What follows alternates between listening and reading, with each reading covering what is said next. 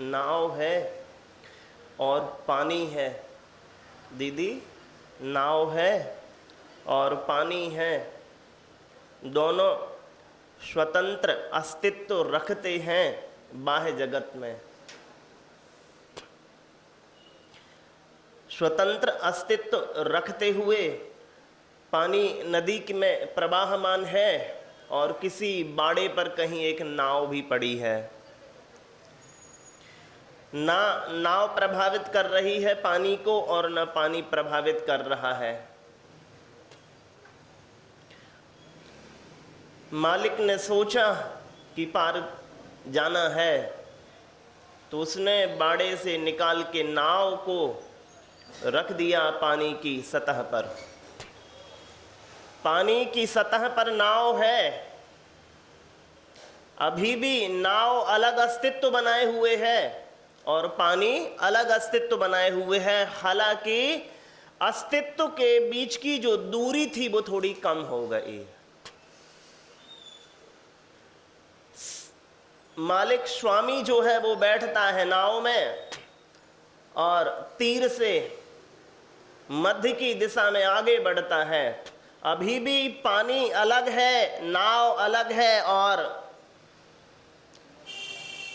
लहरें उठी, नदी आंदोलित हुई तो लहरें उठी, पानी नाव में उछल उछल के आने लगा। नाव के नीचे भी पानी है, बीच में नाव है, नाव के भीतर भी पानी है। अभी भी पानी अपना अलग अस्तित्व बनाए हुए है, नाव भी अपना अलग अस्तित्व बनाए हुए है। लेकिन जो बाद के अस्तित्व में और पहले के अस्तित्व में और प्रथम चरण के अस्तित्व में कितनी भिन्नता है।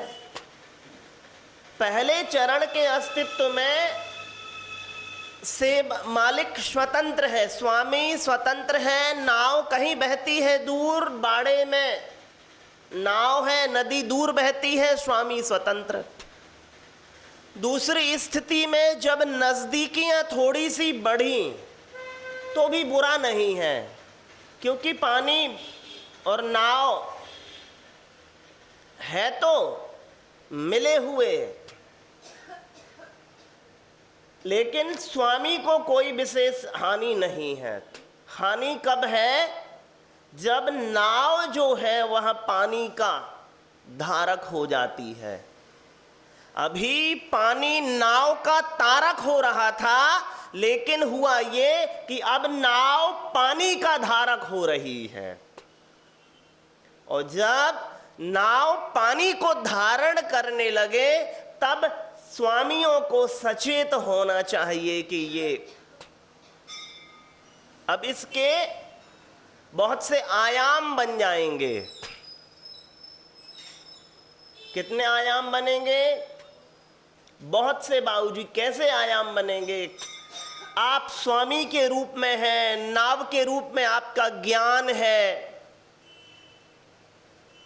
तो ज्ञान बाबूजी जो हमारा ज्ञान है वह देखने और जानने तक रहे तो बेहतर है।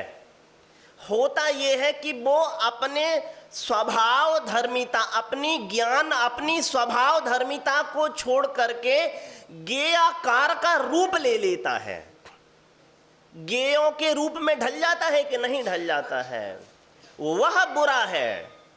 जबकि ज्ञेय का दर्शक मात्रों से होना चाहिए, जिसे हम कहते हैं व्यापारिक तनाव, जो कि घर तक भी आ जाता है चल के।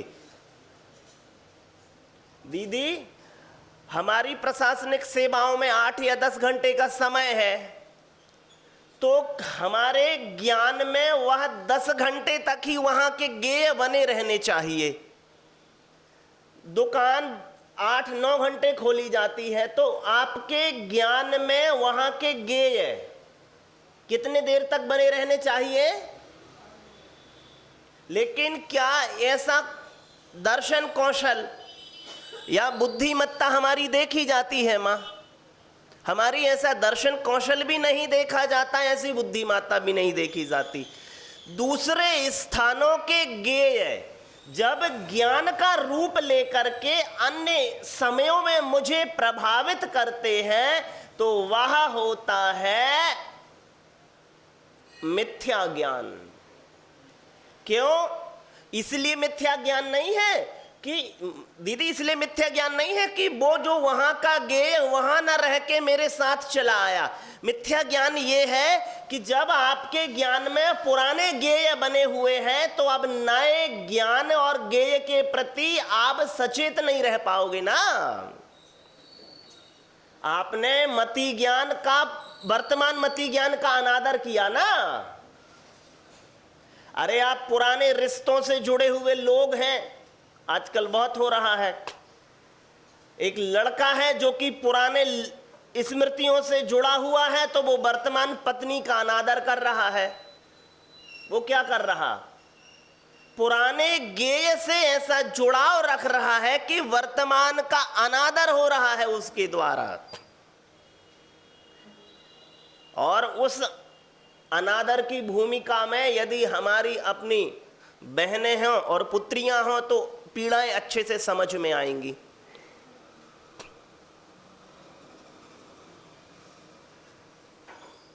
एक चाचा, एक नास्तिक ने, दीदी, सोवियत में एक नास्तिक, जैसे कम्युनिस्ट थे तो कम्युनिस्ट तो बस पंच सिखाते, धर्म नहीं, तो एक कम्युनिस्ट सोवियत में अपने लड़के को, छोटे से लड़के को सिखाता है महाराज साहब अंग्रेजी।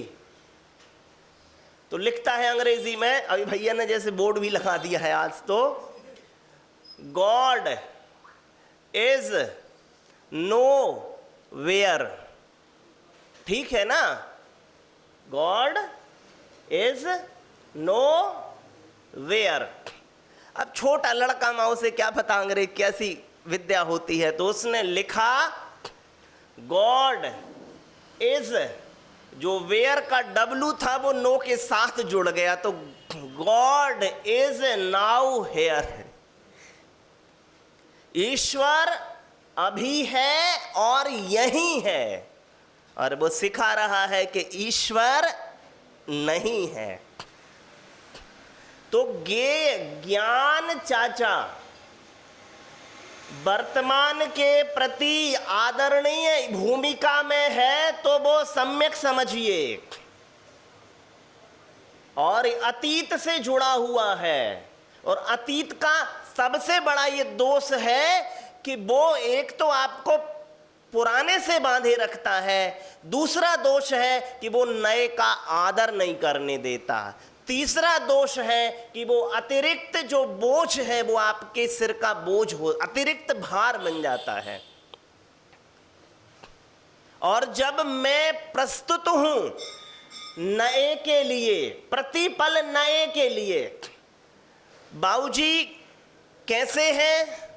बाबूजी कल मेरे जीवन में अच्छे रूप में प्रस्तुत नहीं हुए, तो मैं इस भाव से नहीं भरूंगा कि ये बुरे हैं, क्योंकि कितने लोग हैं जो कल आपके जीवन में अच्छे से प्रस्तुत नहीं हुए थे, लेकिन आज उनके जीवन में, उनके व्यवहार में एक नवीनता देखी गई है। मैं पुराने ज्ञान से बंधा रहूंगा तो मैं नए का अनादर करूंगा कि नहीं? और पुराने व्यवहार दूसरे के हो सकता है और मेरे भी स्थिति जन्य हो, परिस्थिति जन्य भी तो हमारे व्यवहार होते हैं ना मां। और हमारी स्थिति क्या है? ज्ञान में हम ज्ञेयाकार दे देते हैं। कल जो चर्चा हुई थी कि हम जो खांचे तैयार करते हैं, हमारी दीदी कल चर्चा थी कि हम अपनी बुद्धि में जो स्थिर कोटियां पैदा कर लेते हैं, वो स्थिर कोटियां कहां से बनाते हैं? हमने एक निर्धारित खांचे बना लिए ना कि ये वाला कांस्टेबल तो निकम्मा है और ये वाला ठीक है। ये बहुत जल्दी हम मैं ये नहीं कह रहा कि मत बनाओ, लेकिन कम से कम एक तो बनाने में समय दो, दूसरा स्थिर कोटियों में थोड़ा सा लचीलापन रखो। हो सकता है है कि वो जो पूर्व का एक महीने का जो निर्धारित व्यवहार था उसका या कटु व्यवहार था वो परिवार की प्रेरणाओं से प्रेरित हो, ऐसा होता नहीं है मां। तो स्थिर कोटियां मत बनाएं आप। स्थिर कोटि बनाने का अर्थ है कि आप अब जो भी स्थिर कोटियां बनाता है वो ये नहीं परिभाषित कर रहा है कि दूसरा ठहराव में है, वो परिभाषित ये कर रहा है कि मैं बंध गया हूं। मैं वो अपने प्रति परिभाषित कर रहा है कि मैं अब ठहर गया हूं। और पुद्गल का जो मतलब तत्व की जो परिभाषा है वह है उत्पात व्यय द्रव्य युक्तम सत। और मैं खुद को परिभाषित करने लगता हूं कूटस्थ पने से और नित्य पने से कि नहीं, इसके प्रति तो मुझ में ऐसा ही निर्धारित ज्ञान है। तो चाचा आप मति ज्ञान के आधार से, आप नहीं मतलब सभी लोग, और श्रुत ज्ञान के आधार से खुद को सदोष बना रहे हो। समझ रहे कि नहीं समझ रहे? मुझे समझ में ही नहीं आता है कहाँ समझ रहे। नहीं आप नहीं भैया, बिटिया समझ रही ना। ज्ञान तो नित्य नूतन होता है कि नहीं होता? हर आदमी के साथ एक ताजापन होता है, ठीक है। लेकिन मैं अपने में कुछ निर्धारित कोटि बना लेता हूं दूसरों के प्रति। तो जब मैं अपने में एक स्थिरता पैदा कर लेता हूं तो वो है तत्व का अवर्णवाद। क्योंकि तत्व का या द्रव्य की जो परिभाषा है वो है उत्पाद व्यय द्रव्य युक्तम सत और सत द्रव्य लक्षणम। उत्पत्ति विनाश और स्थिरता धर्म है। तो स्थिरता है धारक का धर्म है, धर्मी का धर्म है स्थिरता, जो नितांत मैं हूं। लेकिन जो धर्म है, धर्म ज्ञान और दर्शन, जो मेरा धर्म है देखना और जानना, उसमें स्थिरता नहीं, उसमें तो प्रतिपल उत्पत्ति और विनाश होते रहना चाहिए। तो चाचा या मां, मैं स्थिरता किस में पैदा करता हूं? ज्ञान में। ज्ञानी में स्थिरता पैदा नहीं करता कि हाँ अब ज्ञानी है। ज्ञानी तो हो गया है बिना पैंदी का लोटा। तो गंगा गए तो गंगा दास और जमुना गए तो जमुना दास। एक बार ऐसा सुनते हैं कि तुलसी और ये क्या नाम से जे सूरदास दोनों मिले, ये समकालीन थे, ऐसा सुनते हैं, भी पता नहीं तथ्य ठीक है या नहीं। तो मिले तो तुलसी को सूरदास कृष्ण के मंदिर ले गए। तो उन्होंने नमस्कार ही नहीं किया कृष्ण को। तो वो कह रहे नमस्कार तो कर लो, देवता है। कह रहे नहीं मैं नहीं करता। अरे करो भाई, उन्हीं के अवतार ही तो हैं। पहले रामावतार और बाद में कृष्णावतार, एक ही जीव है, नमस्कार तो करो। वो कह रहे सुनो, मैं तो कृष्ण को तभी नमस्कार करूंगा जब इनके कंधे पे धनुष होगा। क्या होगा? अब लो भैया, ज्ञानी में स्थिरता पैदा करनी थी, ज्ञान में स्थिरता पैदा कर ली। हम सभी ने हमने स्थिर ज्ञान बना लिए हैं। ये ऐसा है, ये ऐसा है, ये ऐसा है, ये ऐसा है। इस किसमें ज्ञान, किसमें स्थिरता बनाई बिटिया? ज्ञान में बना ली ना। ज्ञान तो प्रतिपल नया नित्य नूतन है। आज ऐसा है, कल वैसा है, परसों वैसा है। तो ये हुआ बाबूजी अपना अनादर, कि आपने खुद का अनादर किया। आपको होना था सतत प्रवाही। आज मैं ऐसा हूं, कल मैं वैसा हूं, परसों वैसा हूं। और आपने बिल्कुल गलत किया। किसके साथ में? अपने साथ में। और फिर जो कठोरता धारण कर ली। तो पहली बात तो क्या है जो शुरुआत हुई थी कि नाव पानी में रहनी चाहिए, पानी में नाव में पानी नहीं रहना चाहिए। वस्तुओं का ज्ञान होना चाहिए, ज्ञान में वस्तु नहीं होनी चाहिए। क्या बाबूजी?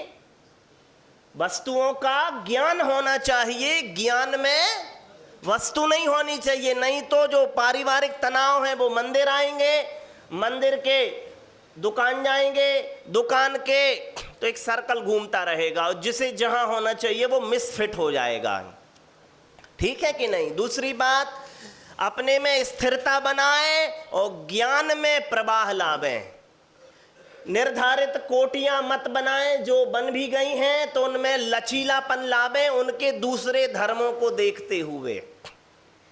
ठीक है। तीसरी बात है, अपने प्रति आदर रखें, इसलिए कि मैं आखिरी बात कहूंगा। चलिए चाचा, मैंने एक बहुत पहले पेपर लिखा हुआ था देखिए, संयुक्त रूप से किसी के साथ में वो कह रहे हैं, जैसे द्रव्य की महाराज साहब 3 अवस्थाएं हैं, पहले मानते थे ठोस, हाँ, जल और गैस। ठीक है। बाद में फिर एक और नई अवस्था कहते हैं कोई वैज्ञानिक, प्लाज्मा के संबंध में भी कुछ कहते हैं। तो अब आप देखिए, गुण स्थानों सापेक्ष, मैं आपके प्रति 1 किलो या 1 लीटर, मैं आपको 1 लीटर पानी मार दूं और 1 लीटर पानी की बर्फ मार दूं, कोई फर्क है मम्मी? बहुत फर्क है ना। तो पहले जो पहला गुण स्थान है वो है मिथ्या दृष्टि का, वो कूटस्थ होता है, नित्य होता है। बर्फ में और पानी में अंतर क्या है? एक तो बड़ा अंतर है स्वीकार भावता का। पानी हर चीज को स्वीकार कर लेगा, पत्थर फेंको, सक्का फेंको, लेकिन बर्फ प्रति उत्तर में जवाब देगा। पानी में बहाव होता है, बर्फ में, पानी में लचीलापन होता है, मृदुता होती है। बर्फ में, पानी में शीतलता होती है और बर्फ में गर्माहट होती है, क्योंकि पानी में डाल लो पैर और बर्फ के ऊपर रख दो, जल जाए। हमारा इससे सिकाई करो बर्फ से, देखिए बाह प्रारूप बदले तो गुणधर्मिता बदल गई। तो मिथ्या दृष्टि प्रथम गुण स्थान में, पिघलती हुई बर्फ दूसरे और तीसरे गुण स्थान में, पानी है चौथे गुण स्थान में। अब स्वीकारिता है, मुझे सब स्वीकार है आपको स्वीकार की नहीं है? अभी सब नहीं है। सम्यक दृष्टि जी बहाव ले आता है, स्थिरता नहीं रहती उसमें। ज्ञान, स्थिर ज्ञान बना लिए हैं उसने, हमने स्थिर ज्ञान बनाए हैं। और गति आ गई, बहाव का मतलब है गति आ जाना। चौथे गुण स्थान में गति के द्वार खुल गए, फिर आगे बढ़ेगा, 5वां गुण स्थान बनेगा। गैस कहां से शुरू होती है? 6वें 7वें गुण स्थान से। अब कम से पानी का पतीला जो है जमीन पे तो है, लेकिन 6वें गुण स्थान में पतीला तो जमीन पे ही होता है, लेकिन वाष्प जो है वो आसमानी हो जाती हैं। शरीर तो रहता है यहीं पे, लेकिन चेतना अब आसमानी हो जाती है, जिसे हम जीवन मुक्त कहते हैं। और ऊपर ऊपर ऊपर और सिद्ध दशा है प्लाज्मा, नो रिटर्न पॉलिसी है। अब आने का तुम्हारा कोई प्रबंध नहीं रहा। तो बाबूजी इस तरह से पानी के भेदों को समझ करके थोड़ा सा जीवन में परिवर्तन करें। व्यवहार में तो जरूर, जीवन ज्ञान का परिवर्तन वस्तुतः व्यवहार का परिवर्तन ही माना जाएगा मेरे दृष्टि से। बोलिए पूज्य मंगल सागर मुनि महाराज की जय, पूज्य मंगलानंद सागर मुनि महाराज की जय। चलिए सभी लोग हाथ जोड़ लेंगे, सूत्र का पाठ करते हैं। हे स्वामी अज्जेमि पूज्येमि वंदामि नमस्सामि, दुख कहो कम्मक कहो बोहिलाओ, सुख कमलम समाहि मरुणम जिनगुण संपत्ति हो। महाराज साहब हम सभी को कृतार्थ करें। नमोस्तु महाराज साहब, नमोस्तु महाराज।